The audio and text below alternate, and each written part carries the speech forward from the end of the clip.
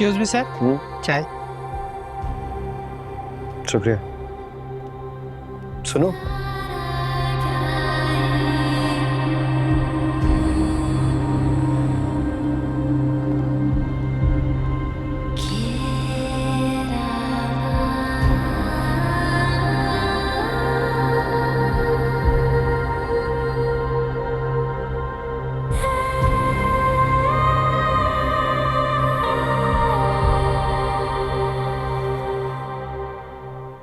P low.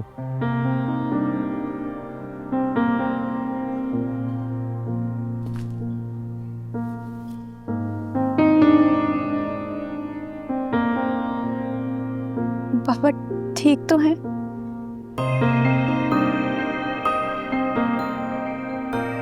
फिलहाल तो ठीक है, लेकिन सर्जरी लाजिम हो गई है, जरूर करनी पड़ेगी। आप उधार पर सर्जरी करवा दें। मेरा मतलब है हम बाद में पैसे दे देंगे। 1000 रुपये?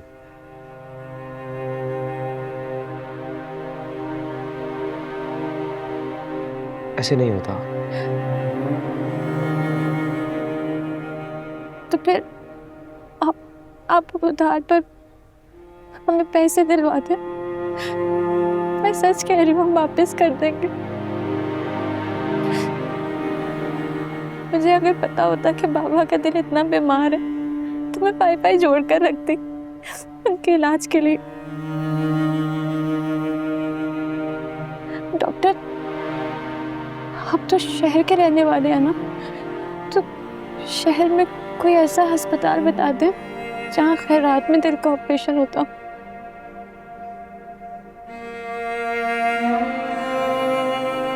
सब्र करो, हौसला रखो।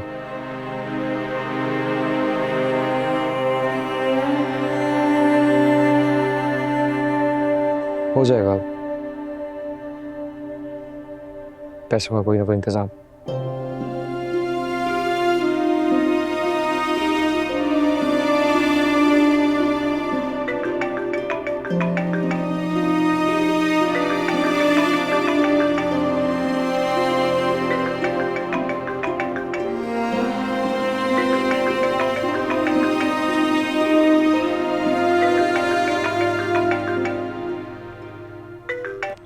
चले अम्मा पप्पो, आप मुझे दुआ दे दें, मैं जा रहा हूँ हल्फ लेने।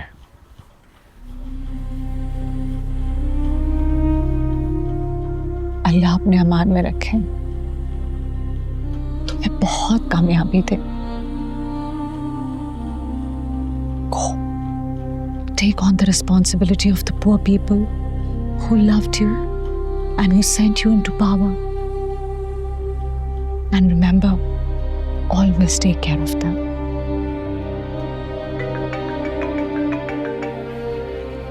उठा लो, तुम्हारा बाप होगा।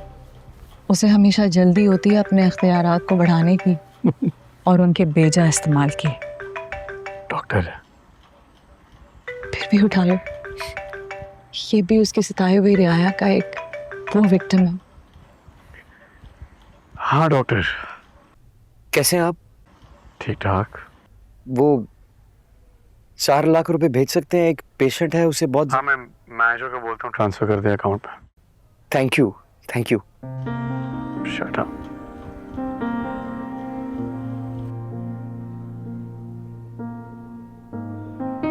क्या हुआ? कुछ पैसे ट्रांसफर करने हैं उसको, किसी पेशेंट के लिए। मैनेजर से कहो कि मेरे अकाउंट में से ट्रांसफर कर दे। आज मेरा बेटा हल्फ उठा रहा है ना, मैं उसकी जान का सदका देना चाहती हूँ। 1 मिनट। हाँ हेलो, सुनो, वो डॉक्टर गुलाम के अकाउंट में अम्मा पप्पो के अकाउंट से 4 लाख रुपए ट्रांसफर कर दो। हाँ अभी फौरन। ओके, हो गया आपका काम। देखिए मुझे एक बात तो बताएं, रुचो, आपने आज तक अपने अकाउंट से पैसे नहीं खर्चे, तो फिर इस सदके का ख्याल आपको कैसे आया आज? तुम्हारी जान के बदले किसी और की जान का भला हो जाए, कहीं ना कहीं तो मुझे भी सुकून पहुंचेगा ना। बस अम्मा पप्पो, आपने अपना ख्याल रखना है और रोइएगा नहीं। अब प्रॉमिस करें मुझसे। मैं प्रॉमिस करती हूँ। अच्छा चलो अब तुम जाओ, तुम्हें देर हो रही है, हल्फ भी तो उठाना है। ओके, अल्लाह हाफिज।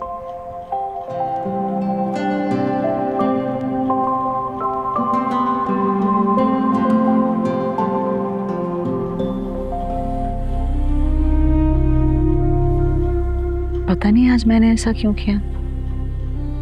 आज तक तो मैंने उन पैसों को हाथ नहीं लगाया जो हर महीने जायदाद मेरे अकाउंट में ट्रांसफर करता है, अपने दिए हुए जख्मों को बुलाने घर जाना भरने के लिए। पता नहीं आज किसको जरूरत थी जो मेरे दिल में ये ख्याल आया।